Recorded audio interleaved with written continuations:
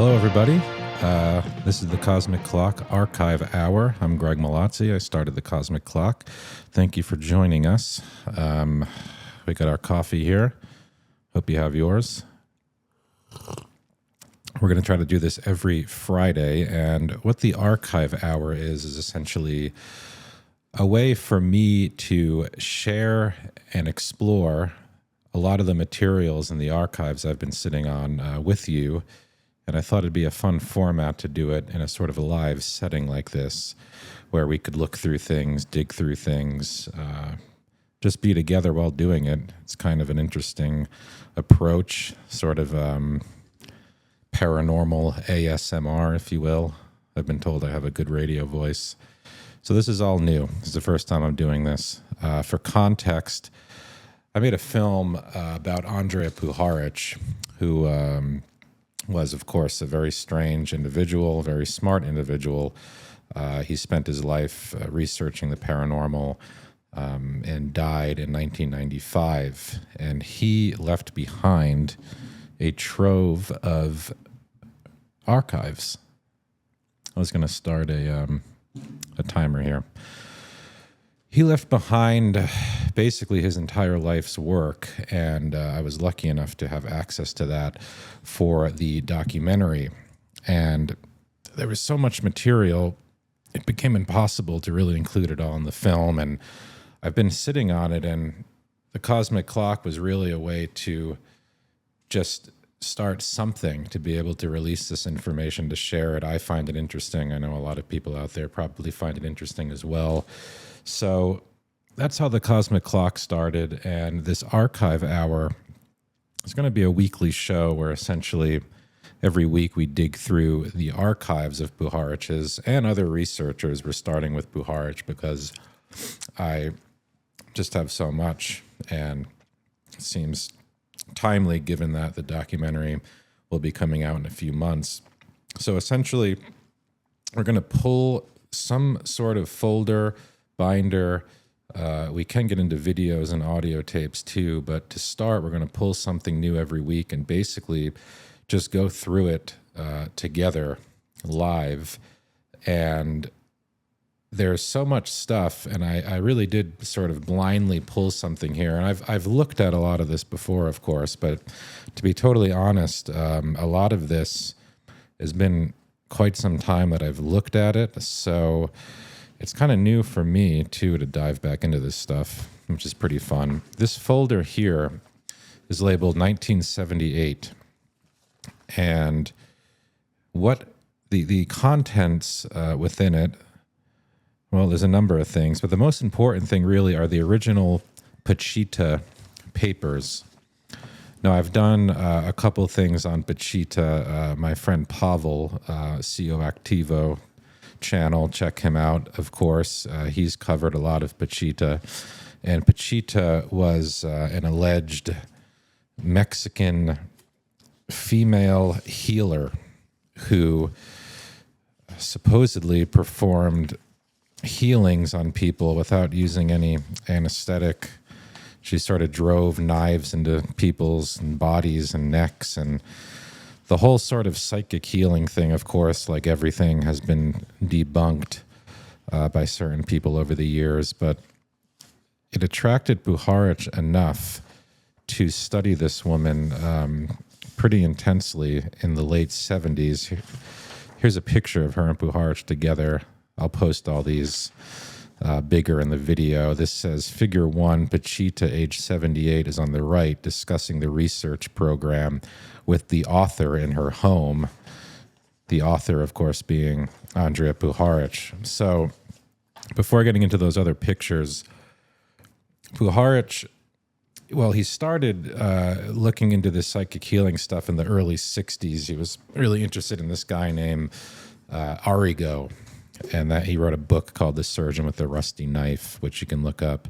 And he was another one of these psychic healers who did a lot of just very intricate and advanced surgeries, apparently, on people, again, with just this one rusty knife that people would apparently leave totally fine, no infections, miraculous healings.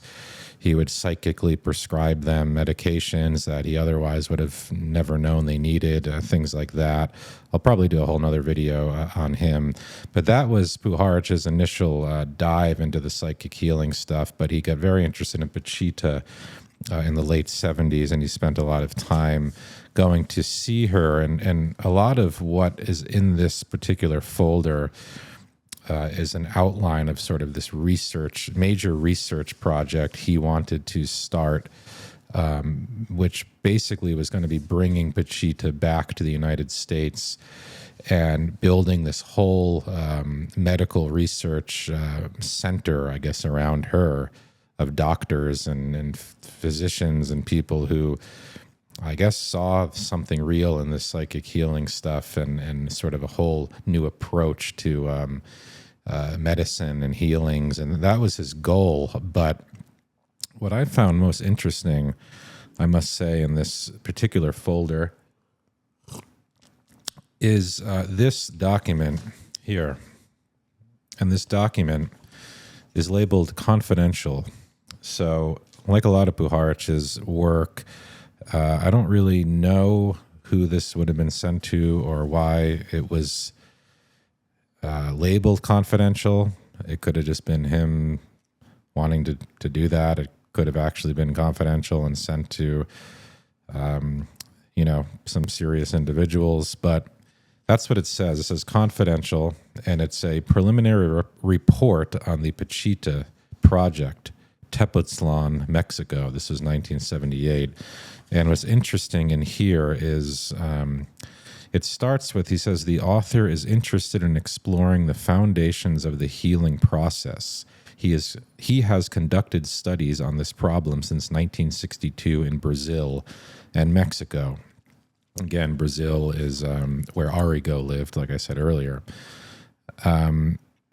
So this really outlines a lot of the work that Puharich was doing with Pachita and the various trips he made to visit her. But what's interesting in this confidential report here is that, let's see, if I remember correctly, there are some names of people. Okay, here we go. There was a medical doctor, apparently, or two, in Mexico who were also investigating Pachita at the time. Their names were Guillermo Chavez Ibarra and Julio Cortez. You can look these people up. I've probably looked them up before, but they're named in this document as sort of serious people who were working with Puharich, with Pachita. Again, raises the question why these sort of serious, actual trained medical doctors would be taking this serious enough for major research documents, pictures, videos, traveling, costs of traveling to her, all that stuff. If it was all fake and they were all being duped the whole time, it's just kind of strange to think about that, but we don't know. So this is a very long report. I guess I could read the whole thing. I don't know how interesting that would be. I'll post it on our Substack. By the way, we have a Substack that's on cosmicclock.net. All of our links you can find on cosmicclock.net. It'll link to the Substack. It'll link to the YouTube channel, and we're going to post more stuff on there. So check that out. But here's something interesting that he says. He talks about an individual named Evan Harris Walker, who I've come across. He's sort of just a similar researcher to Puharich, involved in paranormal, parapsychology research, etc. But he claims that this individual, Evan Harris Walker, is doing this type of research at the U.S. Army Aberdeen Proving Ground, which is interesting. And I know Puharich was tied to Aberdeen Proving Ground as well in his past, and that's something to get into later. But here, what we have are pictures. So Here's some pictures of the Pachita investigation. This says, same patient as in figures 4 and 5, 1 week after surgery. The trained eye can see the faint line of a new scar around the neck, but the picture is not sensitive enough to show the scar line. So I think what he's showing here is that 1 week after the surgery, the patient was fine and healed. Here's another picture. These are graphic, I'm going to say right now. So I don't know if there's YouTube violations here. But this is a guy getting an operation. It says, Pachita makes a surgical incision of the neck starting from the left submastoid area. This frame shows the knife tip behind the larynx. The blood coagulation in the form of beads and balls is typical in all of her surgery. And again, something I know of when it comes to the debunking of this is that apparently these psychic surgeons, and remember, this was 76, 77. Arago was even a decade before that in the early 60s. And from what I understand, these sort of fake Philippine psychic surgeons that people seem to know about when it comes to this have been debunked, I believe. There's a lot of videos, and I think what they do is they apparently take chicken guts and sort of secretly drop them on the body and around the body, and they kind of make that look like what's coming out of the human body to make it look realistic. That's what I've heard. But again, this was a long time before a lot of those videos sort of started showing up on YouTube and, even in magazines and research. So something to think about. I don't know. Here's another picture, again, graphic. The incision is continued down to the base of the neck in this frame with blood and coagulation continuing. So there's that. So I guess if you look closely, I don't know. I mean, I suppose that could be chicken guts, I guess. Could be real. It's strange. And then here's an interesting example here. So this is Puharich himself, and he talks about how he's always had this ear problem that he's had to get treated since he was a teenager. And so he figured, I'm a researcher, I'm going to test these abilities, alleged abilities, on myself. And he did that a lot in his career. When he was researching mushrooms, psychoactive mushrooms, which we could do an episode on, he did a lot of those himself. It's a whole other story. So this is him having Pachita operate on his ear. It says, a view of Pachita's hands performing ear surgery equivalent to the modern stapes mobilization operation for osteochondrosis. I'm not going to, sorry. I'll put the word on there. 3 inches of the knife blade entered the external auditory canal of the patient. Huh. Interesting. What I really think about a lot of this is, again, these people, Puharich, the other doctors, and other people that are mentioned in a lot of his work at that time were all very smart people. And it just kind of makes you think, if this was all a hoax, if it was all fake, just the time, effort, money, the supplies, everything going into these trips there to do this just seems, I don't know, like a waste of time, I guess you could say. But here's the original Pachita report that, I guess this is the package, that confidential report was sent in, airmailed to Trevor, March 1, 1978. I'm not sure who that is, but we could look into that. Oh, here, I think this would answer it. So here's a letter, February 19th, 1978. And this is a handwritten letter from Puharich to a woman named Miss Clark, who was an assistant of his for a long time. And he says, "Dear Miss Clark, I have just finished the first report on Pachita. It's my birthday present to myself, I suppose. I'm truly sorry that there is no time to write. We seem to jump out of the hot frying pan and into the fire and then back again." He goes on to say, send one copy to Trevor. I'm not sure who that is. Another copy to Dan, and keep one copy for yourself, and some other stuff that doesn't seem particularly important. So that's cool, handwritten letter. We've got the report. We've got some correspondence here. We've got the pictures. And one thing that I find interesting in this folder is this was happening at the same time, 1978, and my alarm's going to go off. Well, it's good timing. I timed that well. So here's an interesting letter, and this is, I guess, how we'll cap off this episode. So he's writing to this woman named Miss Clark, and this is September 1st, 1978. Once again, this is sort of a confidential letter, it seems. It's original letter, it's typed.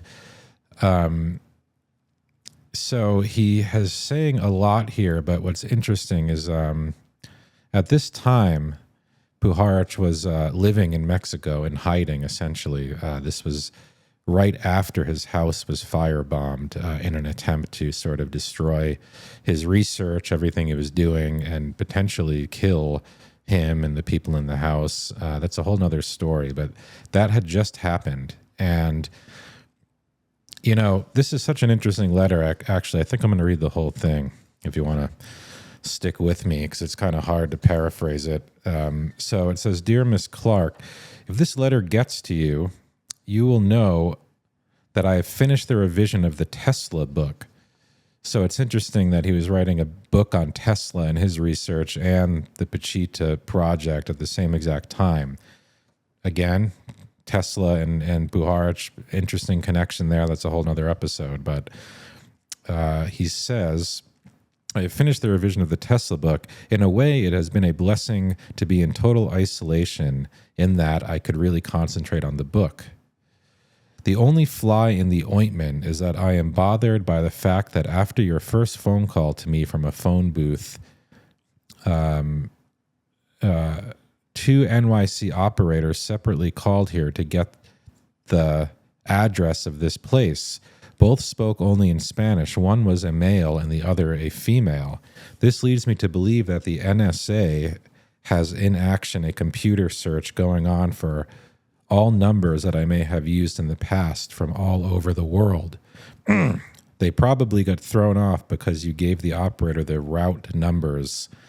The other fact is that one day after I got here, a British man named Alan Robinson, who has never called me before, asked if I was here. He first looked me up in England and the now famous Commonwealth Institute lecture where the British intelligence people contacted me in November 1977. However, he works as a reporter for an American paper in Mexico City.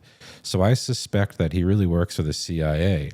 Because of Alan Robinson's trying to locate me and the telephone search, it seems clear that it is the CIA who is trying to locate me. By the time you get this, I may have to be on the move again. In this way, the final copy should be legible for Chris. Chris returns to Dell on September 19th, so the copy can reach him on the 20th. As you can imagine, if anything should happen to me, this is the only copy he will have for publication. Also enclosed one copy of the Spanish translation of Chris Bird's material on rice, R-E-I-S-S. Please make copy for yourself and send a copy to Chris. Also enclosed new bills for Yates. I also attached to the manuscript a letter for Chris Cupping. I won't tell Chris, but you should get one copy of the manuscript to Sonny Goldstein to take to Warner something, and one copy to Nick Douglas in case we have to get it published elsewhere. There is one unfinished job I did not call Norman Finkelstein, Commissioner of Special Projects for the Intelligence Institute of Integral Human Science, Montreal. His telephone number is blah, blah, blah. Tell him the Iceland group want to have the conference under his sponsorship for Easter week 1979. But since I am in, quote, seclusion, someone else will have to be the liaison person. With love, Andrija. I don't know how interesting that was, but the mention of the Intelligence Institute of Integral Human Science, Montreal, someone might want to look into that. I've looked into all this, of course. I'm just trying to make this an adventure for everyone, but somebody might want to look into that, considering a lot of the MK Ultra stuff was happening in Montreal and apparently ended in 1975. This was 1978. Could this Pachita work have had something to do with MK Ultra? It's possible. I don't know. But that is basically the contents of this first folder in the first episode of Cosmic Clock Archive Hour. It wasn't an hour, but you get the idea. So that's what we're going to do. Thanks for watching if you stuck around this far. And again, we're going to kind of go every week, pick out a folder. We'll get into audio. We'll get into video.